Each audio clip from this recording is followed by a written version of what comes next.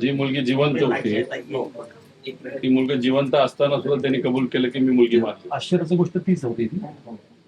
बरं आता मला तुम्ही सांगा ही माणसं राहायला कुठे? ही जे दोन तुम्ही पकडून आणली होती बाप आणि पोरगा ते तुम्ही कुठून आणलं होतं? इथून किती लांब आहे? किती किलोमीटर? ते 70 किलोमीटरच्या आसपास येत होते. 110 किलोमीटरच्या आसपास असतात. 70 असेल, निश्चित आणि नाही. जिल्हा तालुका आणि राज्य कुठलं? मध्य प्रदेश. महाराष्ट्रामध्ये आजपर्यंत प्रत्येक वर्षी म्हणजे गेल्या 2 वर्षामध्ये किती महिला आणि मुली बेपत्ता आहेत? 30,000. मग 30,000 महाराष्ट्रामध्ये बेपत्ता असताना इथं जी बेपत्ता आहे त्या मुलीचं आणि मध्य प्रदेशमध्ये असणाऱ्या आदिवासी समाजाच्या बापाचं आणि पोराचं तुम्ही लिंकिंग कसं केलं? फक्त आम्हाला सोप्यात सांगा. आता सर त्याच्यामध्ये काय आता तपास माझ्याकडे होता त्यामुळे मी आपल्या डिटेल सांगू शकणार नाही. माझा तपास कोण बघतं त्यांच्याशी आपण बोलू. हो, ते डीवायएसपी खाडे साहेब आहेत, ते इथे गेलेत. आपल्याशी एसआयटी स्थापन केली तपासाकरता विशेष. एसआयटी कोणी फॉर्म केली? एसपी स्थापन केली. कधी गेली? एसआयटी एसपी ला करता येते का? एसआयटी एसआयटीच नाही नाही, एसआयटी एसआयटी एसपी ला करता येते का तुम्ही मला सांगा. एसआयटी नाही म्हणतात, त्यांनी एक टीम फॉर्म केलेली आहे. टीम फॉर्म केली. टीम फॉर्म केलेली आहे, त्याच्या मीटिंग करता गेली होती. बरं आता आम्ही तुम्हाला काय विचारलं On the तुम्ही way. मला आम्हाला सांगितलं की अरे आम्हाला काहीच माहित नाही, मला या विषयातलं काहीच ज्ञान नाही. हे ऐकण्यासाठी आम्ही आलेलो नाही ना. नाही, ते 10 मिनिटात पोहोचले. तुम्ही एक पिक्चर बघितलाय जय भीम? बघितलाय का? नाही, मी नाही त्यात काय करतात बघितलंय का? पिक्चर नाही बघितला. चोरी दुसरं कोणतरीच करत असतं, मर्डर दुसरं कोणतरीच करत असतं आणि कोणावर खापर फोडलं जातं, कोणाला जेलमध्ये टाकलं जातं खोट्या गुन्ह्यामध्ये? आदिवासी समाजाच्या इतर सामान्य व्यक्तीने ते एससी समाजाचे जे कोणी लोक असतात जे पोलिसांना घाबरतात अशा लोकांना आत टाकलं जातं. तुम्ही हेच गोष्ट इथं केली असेल तर हे कितपत योग्य आहे? किती वेळ लागेल त्यांना यायला? 10 ते 15 मिनिटं. ठीक आहे, 10 मिनिटं थांबू, हा. तुमच्याशी बोलून काहीच फायदा नाही. तुम्ही काय झालं तरी म्हणताल मला माहित नाही. जे तपासी कागदपत्र त्यांच्याकडे आहे हे सर्व माहिती सांगण्याच्या ओघामध्ये काय हे नको आहे. आज आम्ही या ठिकाणी आलेलो आहे त्याचं कारण असं, 26 एप्रिल रोजी या तालुक्यामध्ये एका 25 ते 30 वर्षाच्या मुलीचं शव त्या ठिकाणी सापडलं.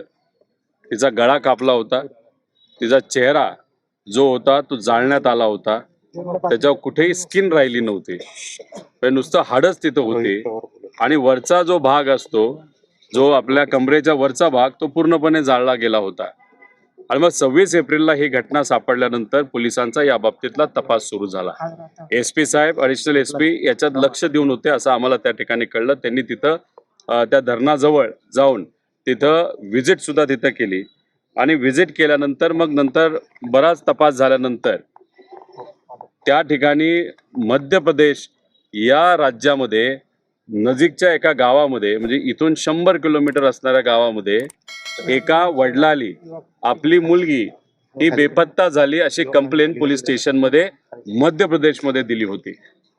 मग तिथं पोलीस आपले गेले महाराष्ट्रातले, त्या वडिलाला धरलं, भावाला धरलं, मग जळगाव जामोदमध्ये त्यांना या ठिकाणी आणण्यात आलं आणि आणल्यानंतर आम्हाला जे कळालं इथं असणाऱ्या लोकांकडनं आणि काही व्हिडिओ आम्ही जे बघितले नातलगाचे त्यांच्या मित्रपरिवारांचे, त्याच्यामध्ये असं सांगण्यात आलं की त्यांना उलटं टांगलं, त्यांना मारण्यात आलं, त्यांना बेदम मारल्यानंतर त्यांच्याकडे वधून घेतलं की त्यांची जी मुलगी मिसिंग आहे आणि इथं जे शव सापडले, जी बॉडी सापडली, ज्या महिलेचा मृत्यू झाला ती तीच आहे, तिला आम्ही मारलं आणि इथं महाराष्ट्रामध्ये या तालुक्यात आणून तिथं टाकलं असं त्यांच्याकडनं वधवून घेतलं.